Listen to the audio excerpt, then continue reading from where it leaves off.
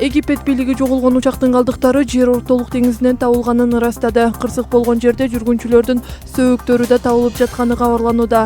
А320 аэробусу Парижден Каирге бараткан жолдо радардын экранынан көрүнбөй калган. Анда 66 жүргүнчү менен экипаж мүчөлөрү бар болчу. Алардын көпчүлүгү Египет менен Франциянын жарандары. Расмий билдирүүлөргө караганда учак техникалык себептерден эмес, террордук аракеттердин курмандыгы болушу ыктымал. Бул жөнүндө Египеттик авиация министри сөз кылган. Учак 2 ирет кескин бурулуш жасап, андан кийин сууга кулап түшкөнү болжолдонууда.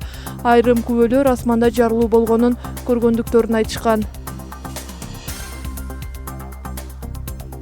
Ирактын аскерий күчтөрү өлкөнүн батышындагы Эр-Рутба шаарын согуш жандардан арылтты. Ал 2014-жылы Ислам мамлекети экстремисттик тобу тарабынан басылып алынган болчу. Өлкөнүн коргоо министрлигинин билдиришинче, ирактык аскерлер АКШ жетектеген эл аралык коалициянын колдоосу менен Анбар провинциясындагы Эр-Рутба шаарын согуш жандардан толук тазалашты. Бошотуу операциясы 3 күн мурун башталган. АКШ куралдуу күчтөрүнүн расмий өкүлү Стив Уоррен аталган шаардагы исламчылар анчейин катуу каршылык көрсөтпөгөндүгүн белгиледи. Ошондой эле Ирак жоокерлери шаардын чет жакасын согуш жандардан арылтууну улантып жаткандыгын айтты. Апрелде Ирак аскерлери жергиликтүү уурулардын жоокерлеринин колдоосу менен Хит шаарын бошотушкан. 2015-жылдын аягында Рамади шаары исламчылардан тазаланган болчу.